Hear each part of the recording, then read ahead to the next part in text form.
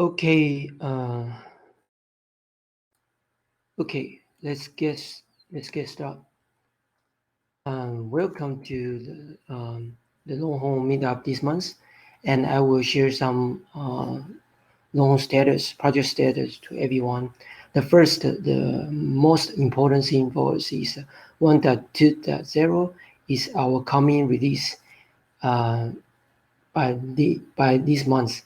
So actually, it's next week, and right now we are working very hard on the. Wait a second. Let me see. Yep. I'm sharing. Stop sharing. Okay. Just double check. So we are working on the 1.2.0 regression. It's very important for us to make sure all the function are working as expected because we introduce several new functions and also several improvement, performance improvement, stability improvement, a lot of. So for detail, I suggest you guys can check the release note. And for sure, right now is the uh, RC release candidate pre-release note. But at the end, the scope will not change too much. So I still encourage you guys can take a look and also have a feedback to the items you are interested in. And let me quickly walk through the items here in this release note. And right now it's RC2, so it's not allow you to based on it to upgrade your existing Longhorn setup. It's just for your evaluation purpose. So don't do upgrade based on this pre-release version. Okay. And installation, as usual, we provide several ways to let you install the system. You can install through Adventure, Kubectl, or even home installation. And for upgrade, it's not support right now, but it will be support in the official release.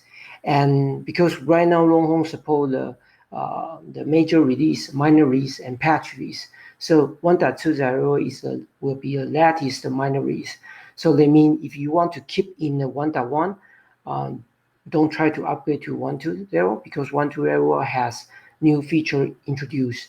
But if you want to enjoy or get to try the 1.2.0 new features, you can for sure to upgrade from 1.1 to 1.2.0. So this is for upgrade, but for now, don't upgrade because it's not released yet for GA version.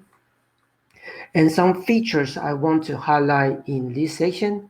I will not walk through all the items, but I will try to pick up the few items. It's much important from my point of view or important for the people in the community.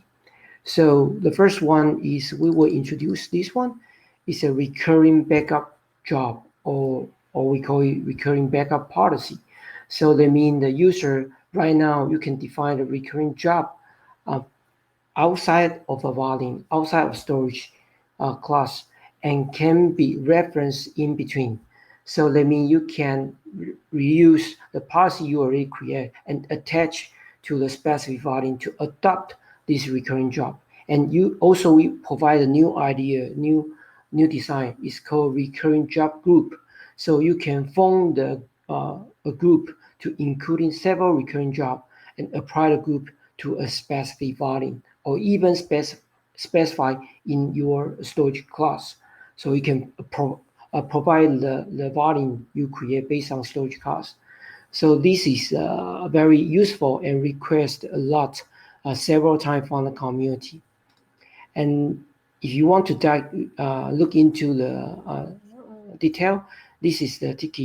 You can see we all even define you can use the kubectl command to check the resource. The resource is a new resource called recurring job. So you will see your job, what job you have, and the job belong to which group, and what type of job is snapshot or backup, the frequency or return numbers, a lot of information. Or even you can do the same at a level to a recurring job as well. So this is for a recurring job. And next one is I remember I introduced this before, but again, this one will be official landing in the 1.2.0. It's automatic rebalance your replica based on the soft anti-affinity. So that means if your node got changed up and down, we in the past, in the current version, previous version, node will not do anything if the node come back. But from 1.2.0, we have a setting to allow user to set up, enable this function. So that means when the off node getting back to the cluster, Longhorn will get the rescheduling for the replica, volume replica, to the right place to balance the replica workload in your cluster. So it will be much beneficial for your resource usage. And again, this feature also requests from the community as well. And encryption, many people request this before.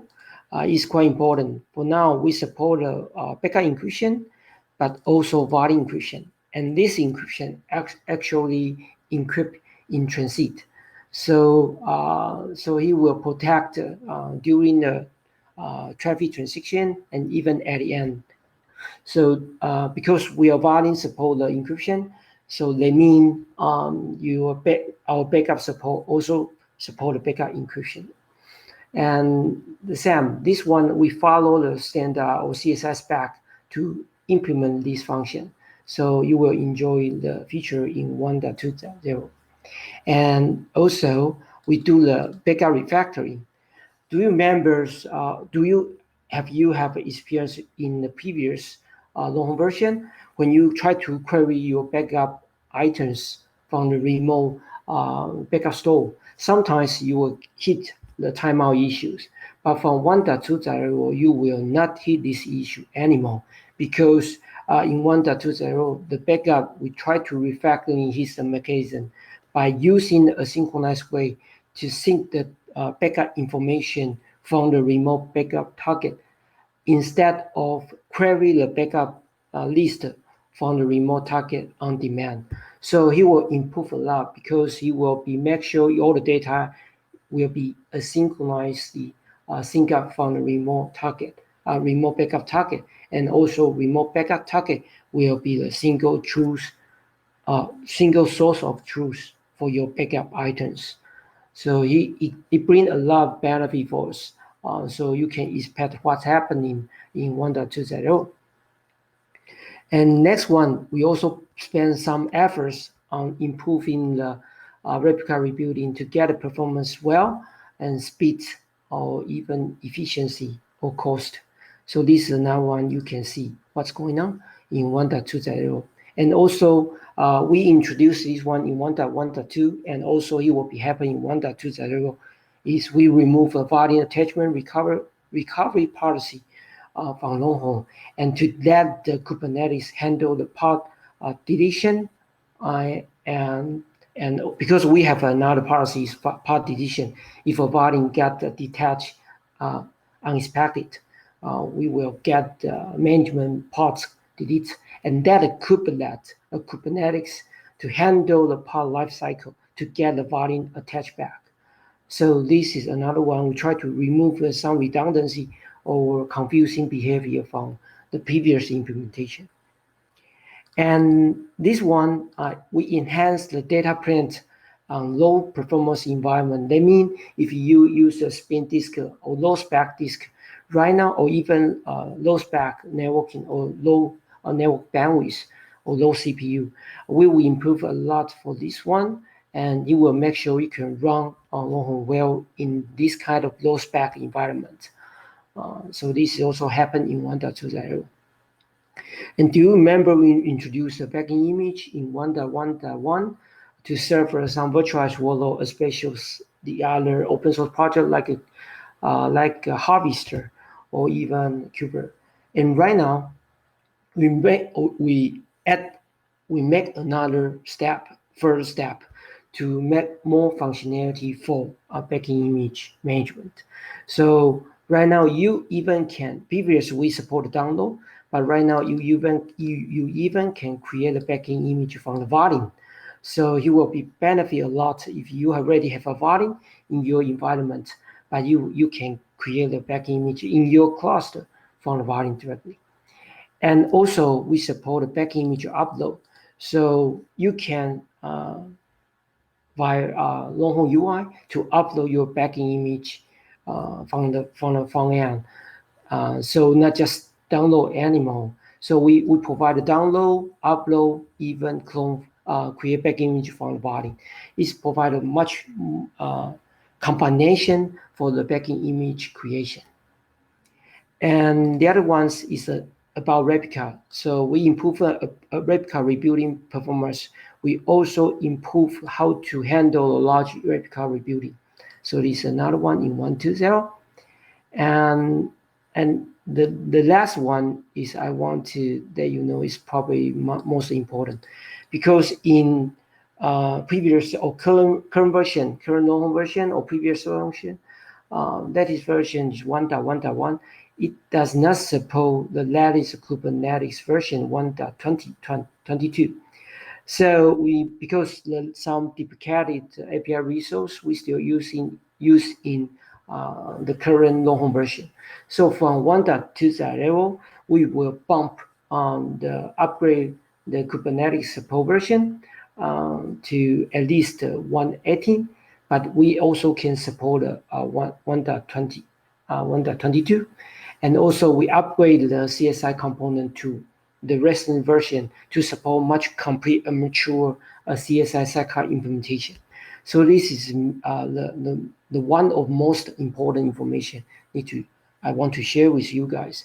And for sure, this will also be update or be added into our release note to let everybody know this change. So if you your Longhorn cluster stay in the old version of a Kubernetes, like last version than 1.18, probably you need to upgrade your Kubernetes first before upgrading the Longhorn system to 1.2.0. So the one thing I want to remind everyone about this change, but let me Longhorn jump to another version to support the rest in the Kubernetes version, for sure. And this is for the highlight, but you can check all the items in this page. We have several enhancements here about rewrite many, and also volume inclusion for sure support the rewrite only and rewrite many volumes, and also some performance tuning and bug fixing here.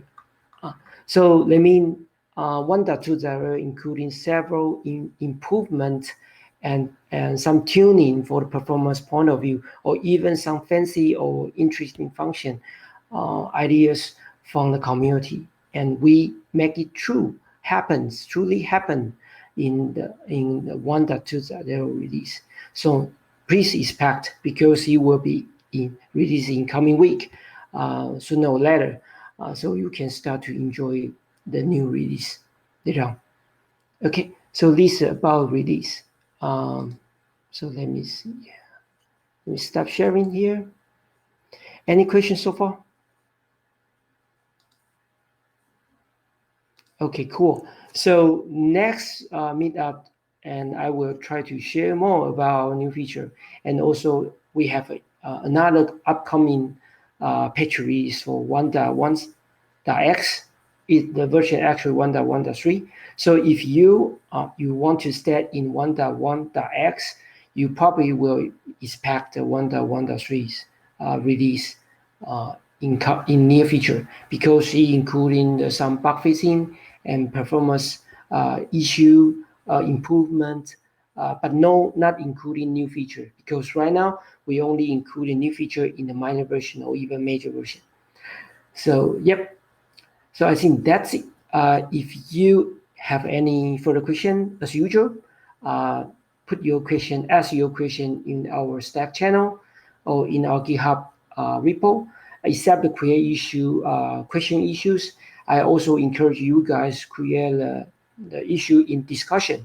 GitHub has a new functionality about discussion, so you can ask there, and we can have more conversation there, and before he come into the true issues. So I will definitely encourage the community try to use the discussion function in GitHub. Great, I think that's it, and have a good day everyone, and see you next time. Bye bye.